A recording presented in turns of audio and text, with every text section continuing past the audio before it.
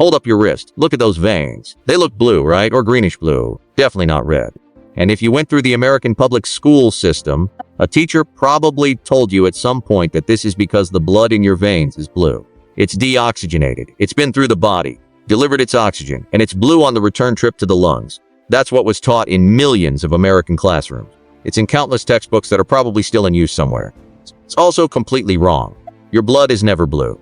Not in your veins, not anywhere in your body, not at any moment in your lifetime. There is no state where human blood is blue or has ever been blue.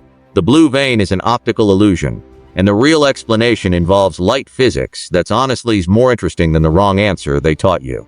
What blood actually is: blood gets its color from hemoglobin, an iron-containing protein in red blood cells that binds to oxygen. The iron atoms in hemoglobin change their light absorption behavior depending on whether they're carrying oxygen. Oxygenated hemoglobin, the kind leaving your heart, heading out to muscles and organs, absorbs blue and green light wavelengths and reflects red, bright, vivid red, the color you see when you get a cut. Deoxygenated hemoglobin, blood returning from the body, heading back to the lungs, absorbs slightly different wavelengths. It's still red, darker, more maroon, but solidly in the red spectrum, not even close to blue.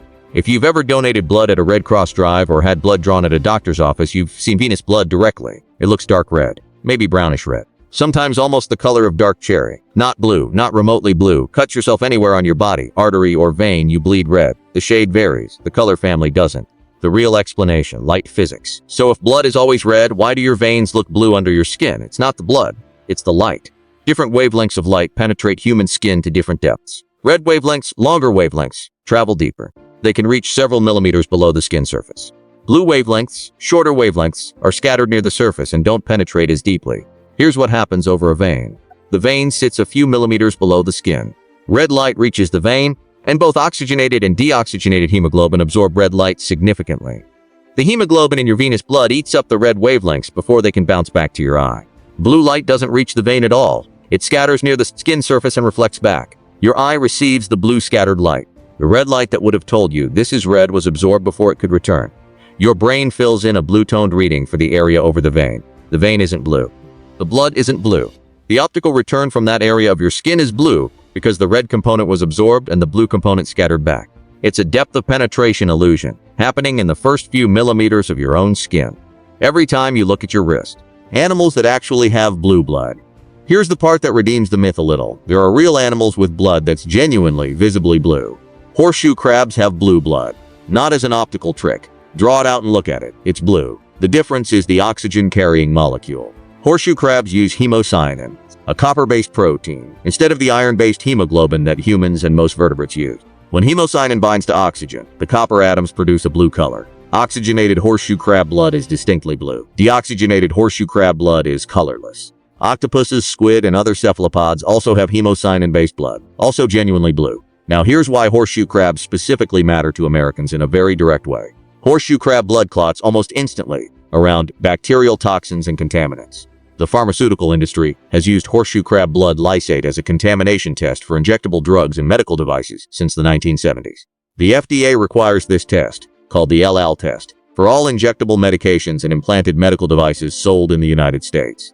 Every vaccine, every IV fluid, every injectable medication you've ever received was tested for bacterial contamination, using compounds derived from horseshoe crab blood. Every single one.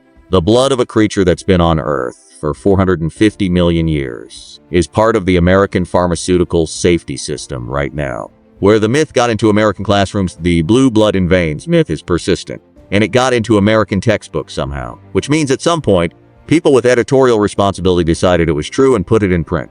Most historians of science think it came from two overlapping sources. First, the optical effect is real. Veins do look blue. The observation is accurate even if the explanation was completely wrong. And when a simple visible observation exists, a simple wrong explanation that matches the observation tends to spread. Second, anatomy textbooks use color conventions. Arteries are drawn in red. Veins are drawn in blue. This is a diagram tool. It lets students instantly distinguish two systems that look identical on paper. It was never intended to represent the actual color of blood. But somewhere along the educational supply chain, the convention became the lesson. Students learned that veins are blue because in the diagram, veins are blue. Teachers repeated it. Textbooks codified it. It propagated through decades of American science education without serious challenge. The correction is gradually working its way through. Newer textbooks are more careful. But if you went to school in America before about 2005, there's a good chance you were taught the wrong answer and it stuck. Your blood is red. Always and entirely. In every vein, artery, capillary, and chamber of your heart right now, some shade of red. Brighter arterial red or darker venous maroon. Never blue, not even close. The blue you see on your wrist is light physics. Your skin absorbed the red wavelengths that would have told your brain the truth and reflected the blue ones instead. Your brain made the reasonable but incorrect inference.